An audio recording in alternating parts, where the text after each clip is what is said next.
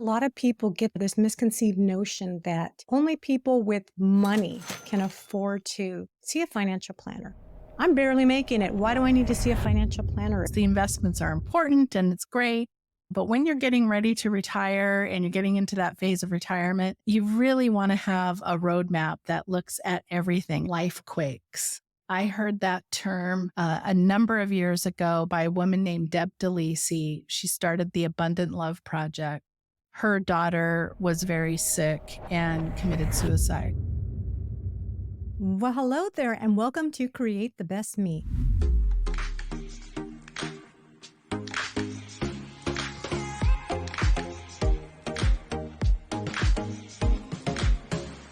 I am Carmen Hecox, your host and personal development coach. Today's guest is Danette Lowe, a certified financial planner, president of True North Wealth Management, and the host of Ready to Retire podcast and YouTube. Danette's mission is to help women become more comfortable with their finances and investments so they can become ambassadors to their retirement portfolio. Today, she's here to talk about financial planning for women in midlife. Let's join the conversation now. Danette Lowe, welcome to Create the Best Me. I am beyond thrilled to have you on. Thank you so much. I'm so happy to be able to get together. Danette, the reason why I invited you onto the show is because you're a specialist in financial planning. So can you briefly explain what a certified financial planner does and how that differs from other financial professionals? What we mainly focus on is building a financial plan for our clients. And we also manage investments. So a lot of financial advisors will manage investments, but our main focus is on building the financial plan first. It's so much more important to have a roadmap for success than it is just to do the investments. The investments are important and it's great. But when you're getting ready to retire and you're getting into that phase of retirement, you really want to have a roadmap that looks at everything. It looks at your IRAs and it looks at your 401ks and it builds everything together. And we really focus on making plans that are really flexible because it's really hard to answer the question, what do I want to do in 30 years from now? So we want to build a plan that's really flexible. So that's how it's different. Other than a financial planner or certified financial planner, what else do you do? In addition to being a financial planner, I own my own business.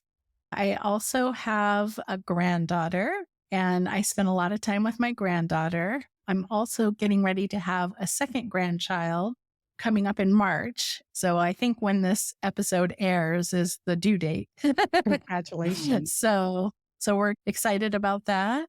And I also have a passion business that I started helping people get over stress and anxiety and panic attacks and increasing their productivity. So I'm very busy and doing a lot and enjoying life. You also have a podcast and YouTube channel for financial advice as well. Is that correct? That's right. I am the host of the Ready to Retire podcast. And I've been doing episodes for a little over a year now. I think I'm on episode 30 right now. And I've taken the real life client experiences and the real life questions and experiences that clients have brought and broken that down to say, here's the general advice, because people tend to have the similar questions or same situations. And so it's really hopefully fun to listen to, but easy to understand and help you get started on the path for financial success. And I have listened to your show or watched your show on YouTube. And I must say, it's a fun show. I really enjoy the fact that you break it down in a language that's easy for people like me who are not experts in the financial industry to understand. Yeah, I think one of the biggest challenges in our industry is that we have so much lingo. We have so many acronyms for things. You have ETFs, you have EFTs, you have IRAs, you have RIAs, which is completely different. RMDs. Our industry just loves to put nicknames on everything. And we have a tendency, a lot of financial advisors like myself have a tendency to use that jargon when we're communicating with our clients. And they just don't understand. There's just too much of it. So I really try to remember that when I'm doing the podcast. Is a big part of doing the podcast is to help break down, explain what the different terms mean and the acronyms mean so that you have a starting point. Thank you so much for doing that, because it makes it a lot easier to understand, make it less intimidating. Yeah. I'm also writing a book for financial planning. That is going to be out in the spring. We're getting close to being done now. And what I'm going to talk about is creating a portfolio of activities to do in your retirement. If you think about having a diversified portfolio of investments, you have investments in a lot of different asset classes. And that's what we're going to talk about, is building a portfolio of activities to do in your retirement, and talking about charitable giving, maybe starting a second business, travel, spending time with family. And so we're going to break down 7, 8 things to talk about. That sounds like an exciting book to read. What inspired you to specialize in financial planning, and why did you choose to focus on assisting women in midlife? What inspired me to start is 2 things. When I was in school, I was in 8th grade, we did a career study day. And in that career study day, they gave us a lot of articles to read. And I read an article about a woman who was a certified financial planner. And she said she liked her job because she liked to help people and she was good at math. And I was 12 years old and I said, I like to help people and I'm good at math. So that started me on the trajectory to become a CFP. What really inspired me is like my mom and dad. So my mom and dad had a stockbroker at Dean Witter back in the day. And my mom and dad also had a business. And the stockbroker never gave my dad planning advice. He would just call and recommend a stock or recommend another stock, and sometimes my dad would buy it and sometimes he wouldn't. And at the end of my dad's career, it was just such a big missed opportunity. My mom and dad really needed financial planning. And even though they were working with someone, they didn't get that. And you would probably not be surprised to see how many of my clients remind me of my own parents. And that's how I got started in working with particularly women in midlife, because women statistically are going to live longer than men by 7 years. And they're not always the primary decision maker on the finances. And so the clients that I work with, I insist that the wife is either 50% involved or 100%. So that means that the wife has to attend the meetings. And sometimes as women, we abdicate our financial decision making to our spouses. And especially if we were homemakers, and that's to our detriment. And so that's why I focus on this. I've literally sat and taught a woman how to balance her checkbook. When her husband was diagnosed with Alzheimer's, he went downhill very quickly, in a very short period of time. And I sat with her. She came in once a week with her checkbook, and I taught her how to balance her checkbook. So that's a sad story to hear that the woman is in her mature years and is learning something that you would think she would have learned early on. Just sometimes when we're married and we divide up the duties in the household, sometimes we defer to the husbands on the finances. And there's nothing wrong with that as long as we stay involved, as long as we stay understanding how. I mean, sometimes it's the opposite. Sometimes the wife takes care of the finances. But regardless of which spouse, if you're married, is the primary, you need to know like where the bank accounts are, how to access them.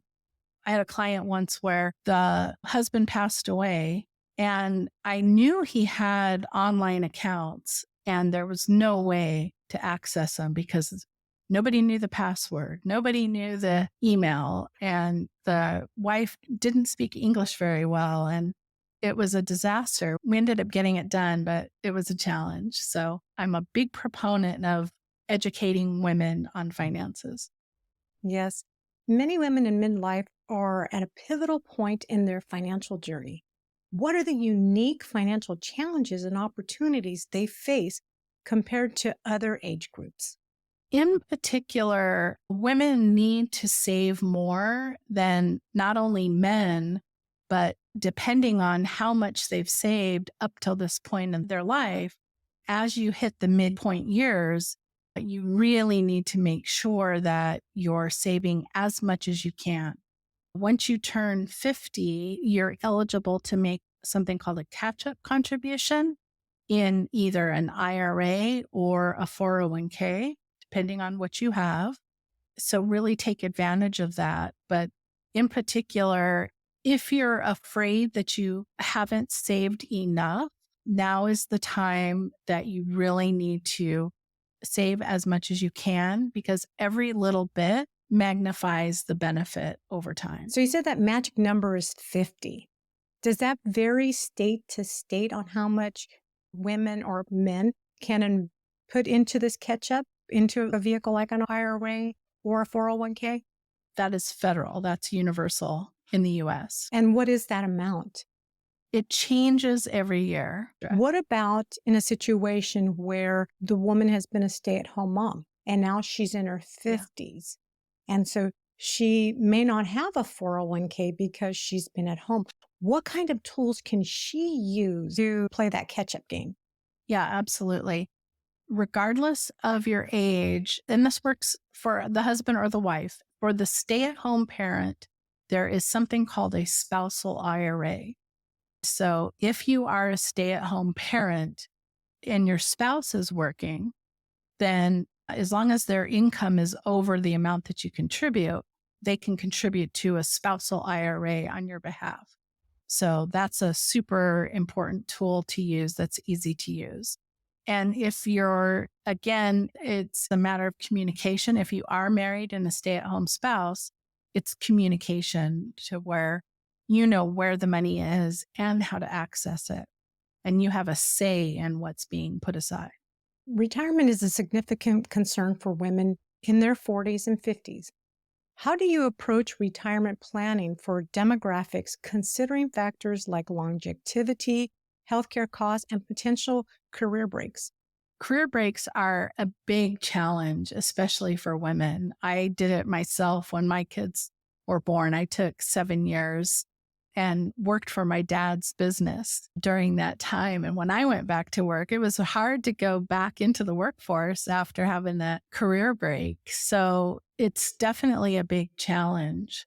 So when you're approaching retirement planning, we have a process where we sit down and start with a discovery questionnaire. And we take a look at how much you're currently paying for health insurance, and we know what the national averages are for when you turn 65. And we look at long-term care, we look at life insurance, and we ask all the questions about your family and your giving. And so our process is, the first step is to do a discovery questionnaire to see where you are. Because there is so much. We could talk for hours and hours just on figuring out all the things that apply to a person. And once we do the discovery questionnaire, then we start building the financial plan that says, based on all the things that you told me, here's what it looks like for you. And the key factor that helps by going to a financial professional is being able to build inflation into our assumptions. So if we think about how much did a stamp cost 30 years ago or 40 years ago, some of us remember, if we're my age, our age, some of us remember when a stamp was 10 cents. And what are they now? 65 cents? I don't know. They keep going up. I don't know. Since they're doing forever stamps, I don't really pay attention, but how much is something going to cost in 30 years? And because women are living longer than men, that's a big challenge. It's a big thing that we have to account for is longevity. Yeah. And then I think something that I remember when I was in corporate, a lot of people would say, when I get ready to retire, I'm not going to retire in California because I live in California. And so they'll say, I'm not going to retire in California. I'm going to go to X state and the cost of living is less. But what I've noticed is that used to be the situation. Now, some of these retirement destination points that people have chosen have now almost not quite caught up to California, but are pretty close. They're not as less expensive as people used to think they were. Right. It's a huge trend. My practice is based in the state of Nevada, which is a state with no state income tax, thanks to Las Vegas and gambling that pays our state income tax. So a lot of people do move from California to Nevada. It definitely has increased the price of living in Nevada and states that don't have state income tax. I think there's about 10 of them. The population shift does happen. And it is a smart idea because even though it's rising, it's still a lot less. So if you think about someone who has a home in California, they can sell for $1.5 million and buy something in Nevada similarly that is maybe $750,000 that might be twice as big than they currently had. And you take the other difference and invest that and generate an income from it. So a lot of people do still do that. The other big trend is from COVID. So a lot of employers are allowing people to work from home and work hybrid situations. And a lot of people have made the move that they were thinking about doing in retirement now because their employers are allowing them to do the hybrid work situation. Mm-hmm. Some women in midlife might experience major life transitions, such as divorce, loss of a spouse, sending kids to college. How do these events impact their financial planning, and how do you guide them through it? Yeah, I call them life quakes. I heard that term a number of years ago by a woman named Deb DeLisi. She started the Abundant Love Project. Her daughter was very sick and committed suicide. And that is something that no one should have to go through. And it's hard and it's unbelievable. And she called it a life quake. And I do that in my practice. Every client is in 4 stages. The first stage of your life is savvy saver. The second stage is ready to retire, which is the name of the podcast. The third stage is loving legacy. Okay. So we can divide our life into those stages. But life quake, the thing that you're talking about, can happen to us at any time out of nowhere. My cousin died at a very young age, leaving his wife behind. Life quakes can happen. And when they do, the first thing you want to do is try not to make a major life decision.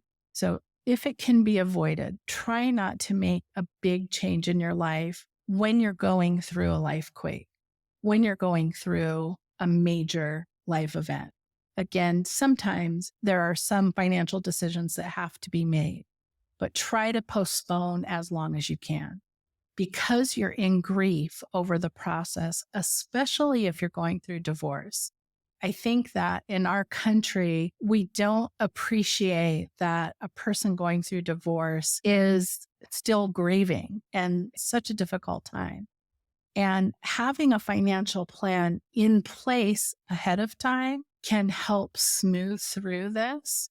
When a client, if somebody passes away, then we have a whole checklist of things that need to be done or should be done.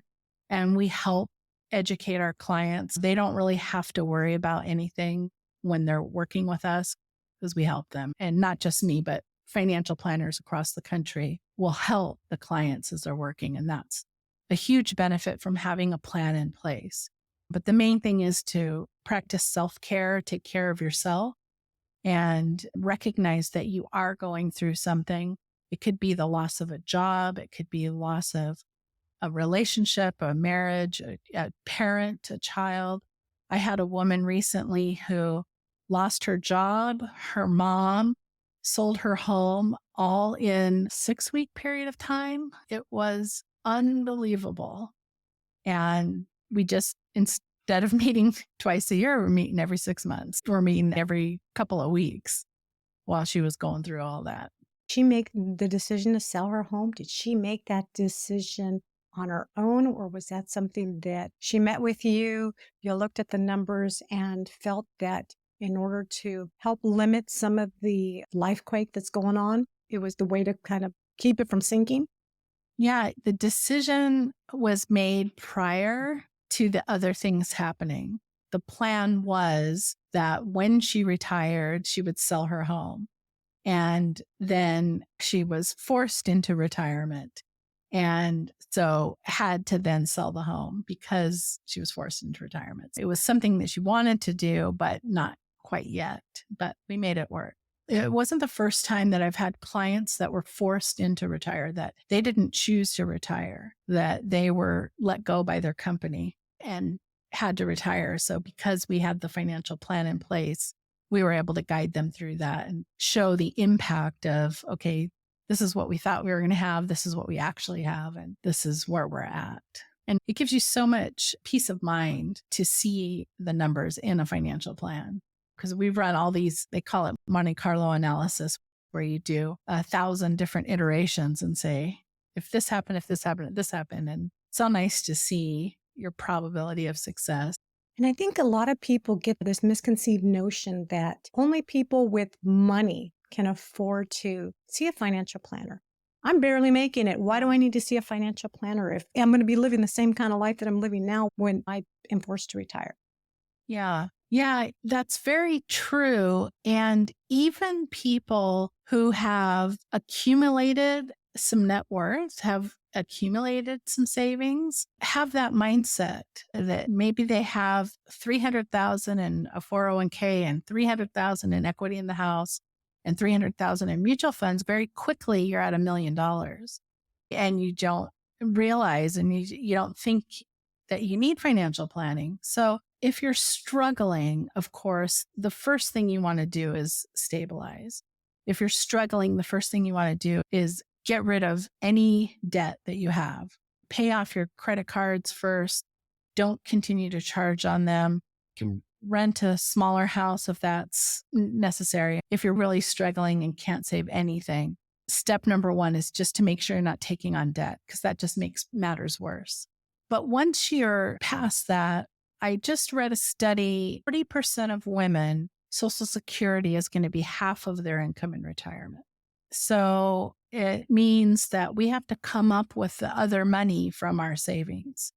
And the more that we can save, the more that we can set aside, wherever you are in your financial journey, you can be benefited by talking to a financial advisor. And I know you talked about this on your show because I saw an episode of yours. I think a lot of people get this misunderstanding of what Social Security really is, what it was designed for. I think a lot of people depend that when I retire, I'm going to get Social Security. And that's just, from what I understand, it's supposed to be just a quarter of what you're expected to live off of, because you should have the other portions set up in other vehicles. Yeah, that's a great question. So Social Security was designed to start at age 65 at the time when our life expectancy was 67 years old. So Social Security was not meant to fund 30 years of retirement. It was only meant to be a couple of years. So as we are living longer, Social Security is just playing a smaller role. I mean, if that's what you have, that's what you have, but it's not enough really to live on. So you want to have it supplemented by your company-sponsored plans, 401ks, and things like that. And the new legislation that's being passed, like Secure Act 1.0 and now Secure Act 2.0, is geared towards helping us save more into our IRAs and our 401ks and things like that. So Social Security is going to be supplementing our income, but we don't want to count on it to be the entirety. And also, a lot of people are afraid that Social Security isn't going to exist. And the chances of that are really, really, really low. So I can't say never, but really, really low. What it seems that's going to happen is that the taxes on the income are going to increase and maybe benefits will get reduced in the future. But if you are a woman in midlife right now, you are probably going to be okay. What your Social Security statement estimate says is probably pretty accurate. And what I'm talking about is you can go online to mysocialsecurity.gov and download your personal earnings statement and get an estimate of what your Social Security is going to be. So if you haven't done, that's free. It's a free resource. I would highly recommend going online, and I'll give Carmen the link. Investment strategies can be overwhelming. What tailored advice do you have for women in midlife when it comes to investing and growing their wealth? The main strategy for investing is to work with an advisor that can help you. But the strategy that we like to use is asset allocation. I do something called dynamic asset allocation. So we're looking at all the different sectors of the market. We're looking at size of companies we're investing. And we do all of the choices for a client. So if you are not working with an advisor, there are a lot of online apps and services that you can use that can help you do it. But you want to think about diversification and asset allocation. And the real key is regularly adding to your account. If you have $100 a month going into a savings program, then every 6 months, increase that $200, increase it to $300. Every time you have a birthday, increase it by 1%. If you're at 8%, go to 9%. Always pay yourself first. Always put your savings first, and everything will work out. So it's almost as if it was a bill. Consider it a bill. And so you're always paying into this bill, but in essence, you're actually paying into the Carmen retirement bill. Yeah. For women, we recommend between 12 and 14% of their net pay. And it's so easy to look at. If your net paycheck is $500, then 10% is $50. So if you have an automatic savings account set up, a lot of times you can have your employer withdraw 12% and put it in a savings. And if you're putting money into your 401k, that's great. Well, some people might say a savings account is only giving me, I don't know, I haven't looked at the bank numbers, but it's very minimal. And so they might turn around and say, if I'm putting, let's say the $50 amount that you initially had brought up, if they're putting in $50 and they're like, what, the bank's only paying me, let's say 1%. That is not much. So it might be a little bit discouraging for some people because they look at the short term as opposed to the long term. How do you get people to think differently? Yeah, that's a great point. So depending on where you are, the first bucket of savings that you want to create for yourself is an emergency savings account. In my podcast, I call it an adventure fund. We hope that you get to use that money to travel or to do something fun with. So put money aside into an account that if something unexpected happens, like your car breaks down, or you had an increase in a bill that you just weren't expecting, if you have a couple of $1,000s set aside to pay that bill to where you don't have to borrow, you don't have to charge it, then that just sets you up for success in the long term. And that money should be invested in a savings account. And it doesn't matter how much it's earning because you're not really trying to invest that money. You need to have access to it. The money that you put in for retirement or for long-term savings, that money is going to get invested. So for your longer term savings, if you go to a financial advisor, they're going to build a diverse portfolio of like mutual funds for you. So if you're saving up money for a down payment for a house, for example, or you're going to purchase a car, that money should go in the savings account. And it's okay that the interest rate is lower because you're also not taking any risk. But depending on the timing, you want to make sure that you're investing money that you're not planning on touching for a long time, at least 3 years. So basically what you're saying is that start to build your little fun account. And then once you are ready to move it to the next step, visit a financial planner so that they can design a plan that will help meet your needs for the future, for that future in retirement. Yeah. Did I hear that correctly? Yes, yes. With the gender gap in pay and other economic disparities, women face unique financial challenges.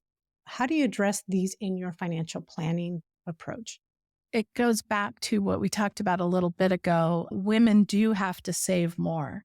And it's not only that we live longer, but it's also because of the gender pay gap that exists. It not only exists across the board, but for minorities and women, diverse women, it's even worse. So you really have to pay attention to how much your savings is relative to your income to help address that. But it's a huge issue.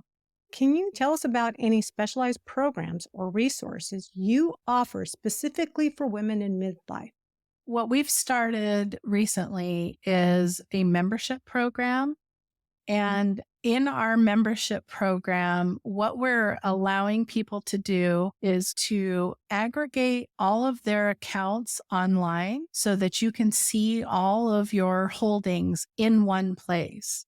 So if you have a 401k at your work, and if you have an IRA somewhere, and if you have a checking account and a savings account and a credit card, all of those numbers can be aggregated in one place.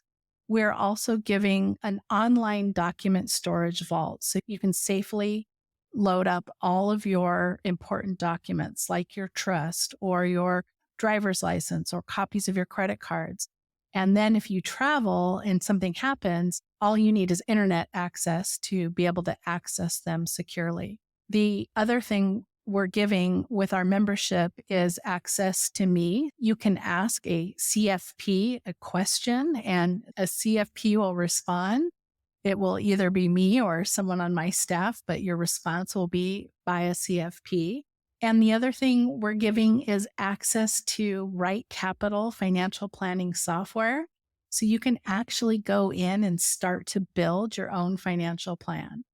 And the cost is $49 a month, and you can start and stop at any time. This is so cool because you get a bird's eye view of everything. And if you are a married couple, you don't have to worry about, I don't have the password. I think my husband had an account with Merrill or Edward Jones, but I don't have the password and I don't have the account number. Should anything happen and he's no longer here, that hurdle is done. It's over with. Yeah. You have to know how all of your accounts are titled. That's an important thing. I told another financial advisor friend of mine what I was doing, what I was offering here. And he said, you should really be charging like $6,000 a year for that. Because I don't think you're charging enough. And I said, I want people who are getting their things in order, getting their stuff in order as a starting point. That's what we're offering. And I think this is a good thing because the couple or the single woman in midlife, she can predict when she can retire and what her retirement life is going to look like financially. And if there's some uncertainty, they can always contact you, CFP, Certified Financial Planner, and get the correct answer, not have to guess or ask a friend who's not a certified financial planner. Yeah, I just read an article this morning and it talks about people getting financial advice from other people like coworkers and family members and things. And I remember one time a client passed away. Her son inherited an IRA and he called in to cash it in. Okay.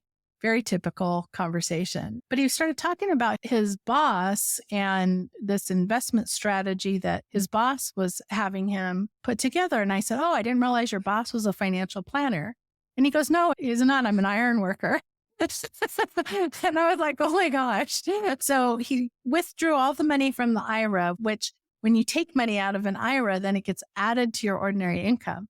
So he created this huge tax liability for himself to do this strategy that his iron worker boss recommended. So nothing against iron workers. It's a great profession, but they don't give the best financial advice. Yeah. It's first class. Yeah. And it's funny that you say that because I'm in a Facebook group with other people that worked for the same company that I used to work for. And every now and then you hear people say, hey, I hit that magic number. I'm getting ready to retire. What are the benefits we get? And what I think is interesting is that the company I work for, depending on when you started with them, there's different packages that you get. And of course, I didn't end up getting that magic package. I ended up in the middle package, but not the same package as some of the other people to get. That's not very good. But I think it's funny that they're asking other retirees, what am I going to get? Yep. How do I get? What should I wait? And some people say, if you're 55 or if you're 65, don't cash it in. Wait till you're the best time to cash it in. And they'll throw a number out there. And I'm like looking at this saying, oh my goodness, these are all just regular employees like me, or some of them were corporate employees up higher up in the VP area. But I'm like, they're giving advice. And this person is asking for advice from other coworkers. Yeah. Yeah. Right. It's one of the most common things that happens in our country is that we ask advice from our friends because we don't know. We're not taught this in school. This is maybe more so now. My kids are a little bit older. They were not taught good financial planning principles in school.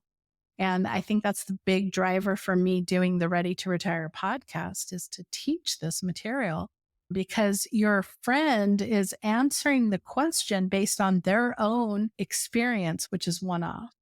And you often won't get the right answer and how it pertains to you. And I have an example. I work with a lot of state employees in the state of Nevada, where our office is in the state capital of Nevada. And so I have a lot of employees that are in the PERS program, and that affects your Social Security in different ways. It's called the Windfall Elimination Program. So I had one client who was getting ready to retire, and she was able to retire early. And her coworkers gave her so much grief because she was leaving about $100 on the table by not working for 6 more months. And they just gave her so much grief. And it was like peer pressure, right?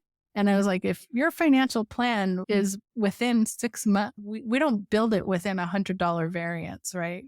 You're going to be fine based on all the other things she had going on in her life. Her own personal savings was really substantial. She had inherited a little bit of money. She's going to inherit a little bit more money down the road. And she had family situations. So she had a wedding that was coming up and all those things. And just remember how much pressure her coworkers gave on the financial advice, like shaming her that she was retiring early. Crazy. For those feeling uncertain or overwhelmed about their financial future, what words of encouragement or actionable advice can you offer? If you're feeling uncertain and if you're feeling overwhelmed, I would highly encourage you to talk to a financial planner first. I can't tell you how many times people have come into my office completely unsure, not even knowing what their net worth is. And at the end of our discovery meeting, starting to get that confidence back. So I think that the lack of confidence comes from a lack of knowledge. So you don't know where you're at. So figuring out, making a balance sheet would be the first thing. So take a list and list all of your assets, list all of your income sources. And we have a free resource I will give Carmen the link to. We have a free resource called 3 Steps to Planning an Epic Retirement. And it's a checklist of putting these documents together. But you want to look at your income, your expenses, your assets, your liabilities, and your life insurance. And start there as a starting point. And make sure you know what you have going on in all those different categories. And then if you take that document that you can download for free from us, take that document to a financial planner or a financial advisor, and that's a great starting point for them to help you make sure you're on track. Because everybody's on track to some extent. It's never as bad as what we think. It's the unknown that scares us. So lift the sheets, turn the lights on, look under the covers, and see where you're at. Lastly, for viewers that are interested in seeking your expertise, how can they connect with you or learn more about your services? If anyone wants to get together, we do a free complimentary initial call that will last anywhere from 30 to 60 minutes, depending on how much we enjoy talking to each other. Because frankly, we become friends. If you want to work with our firm, then we're going to become friends. That's just how it is. So we have a free initial call. So you can find out more on our website at truenorthwealth.com. It's TRU, the word north, the word wealth.com. And Carmen, I'll give you my link tree and stuff to put in the show notes. And what about your membership? On your website, is there information about your membership program there too? There will be. There isn't today. So if you're interested in the membership, just call or email. All right. And I will include your email address, your contact information, all of that in the show notes. Great. Thank you so much for sharing your insights, your expertise. And I thank you so much for your dedication to helping women in midlife figure out what their next act is going to look like. Yeah. There's so much possibility. There's so much fun. And it's a matter of just diving in and taking a look at it and just getting started. Just make that first phone call. You don't know what you don't know. And I'm a firm believer in that. I don't know what I don't know. And a financial advisor can help in so many ways. Thank you so much for coming on. Thank you so much for having me. It's been so much fun. And that wraps up our insightful conversation. Today, Danette shared her expert perspective on why it's crucial for women to be more proactive in saving for retirement, especially considering the longevity of women compared to men. Highlighting the importance of involvement in financial matters, Danette emphasizes the need for women to be present and engaged in at least half of the financial planning meetings. This ensures that they are well informed about their investments and prepared for any life changes. Danette's experience has shown that equipping women with the financial knowledge is the key, especially in situations where they may need to independently manage their own finances. To help you get started on your journey to a secure retirement, Danette has generously provided a free guide. This resource is designed to help you collect your financial information and take the critical steps to consulting with a financial planner. For those interested in working directly with Danette, she offers an exceptional membership program. Starting at $49 a month, you can gain access to her wealth of knowledge and a personalized financial guidance. For more information about Danette's services, today's show transcript, and additional resources, please visit createthebestme.com/EP054. If today's episode has struck a chord with you, don't forget to subscribe for more valuable insights.